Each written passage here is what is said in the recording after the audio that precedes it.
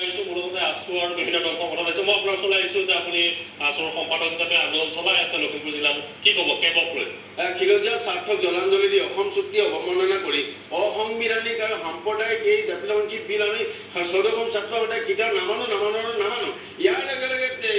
এই বিলে আমাৰ যদি গৃহীত হয় তেতিয়া আমাৰ ভাষা কৃষ্টি সংস্কৃতি শেষ হৈ যাব আমি খিলঞ্জীয়া ৰাইজে এই অসমৰ মাতৃভূমিত আমি দ্বিতীয় শ্ৰেণীৰ নাগৰিক হিচাপে জীয়াই থকাৰ পৰিৱেশ আহিব গতিকে আমি বাংলাদেশী তলত কেতিয়া আঁঠুলৈ জীয়াই থকা নাই অনাগত দিনত আমি বাংলাদেশী তলত আঁঠুলৈ কেতিয়া আমি জীয়াই নাথাকোঁ তাৰ লগে লগে আৰু এটা কথা উত্তৰ পূৰ্বৰ আন ৰাজ্যৰ মুখ্যমন্ত্ৰীসকলে এই নাগৰিকত্ব জাতিসংঘী নাগৰিকত্ব বিধেয়কক বিৰোধিতা কৰিছে কিন্তু একমাত্ৰ অসমৰ মুখ্যমন্ত্ৰী সৰ্বানন্দ সোণোৱাল ডাঙৰীয়া যিগৰাকী মুখ্যমন্ত্ৰীয়ে এই মহাসংগ্ৰামখনৰ জৰিয়তে অসমৰ মুখ্যমন্ত্ৰী হ'ল কিন্তু তেখেতে কিন্তু আজি পৰিতাপৰ কথা এই বিধেয়কখনলৈ কোনো বক্তব্য নাই মাত্ৰ তেখেতে সমৰ্থন জনাইছে প্ৰধানমন্ত্ৰী নৰেন্দ্ৰ মোদী প্ৰথম অসমলৈ যেতিয়া আহিছিলে প্ৰধানমন্ত্ৰী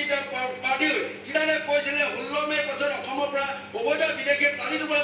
বান্ধিব লাগিব কিন্তু তেওঁ প্ৰধানমন্ত্ৰী হৈ পুনৰ তেওঁ অবৈধ বাংলাদেশে অসমত যে সংস্থাপিত কৰিবৰ কাৰণে প্ৰচেষ্টা অব্যাহত আছে এই কথা আমি কেতিয়াও মানি ল'ব নোৱাৰোঁ গতিকে মুখ্যমন্ত্ৰী সৰ্বানন্দ সোণোৱাল ডাঙৰীয়া আৰু ভাৰতবৰ্ষৰ প্ৰধানমন্ত্ৰী নৰেন্দ্ৰ মোদীক আমি সকীয়াই দিব বিচাৰিছোঁ যদি জোৰ কৰি এই নাগৰিকত্ব বিধেয়ক যদি আপোনাক জোৰ কৰি জাপি দিব বিচাৰে তেনে অসমত ভয়ংকৰ পৰিস্থিতি সৃষ্টি হ'ব যাৰ কাৰণে নেকি মুখ্যমন্ত্ৰী সৰ্বানন্দ সোণোৱাল ডাঙৰীয়া আৰু নৰেন্দ্ৰ মোদী ডাঙৰীয়া ইয়াৰ কাৰণে জগৰীয়া হ'ব তাৰ লগে আৰু এটা কথা তেওঁলোকে মিত্ৰ দলত থকা অসম গণ পৰিষদ দলৰ তিনিগৰাকী মন্ত্ৰী সেই দুগৰাকী মন্ত্ৰী ১৭খন ছাত্ৰ সন্থাৰ তেখেতে সভাপতি আছিলে প্ৰাক্তন সভাপতি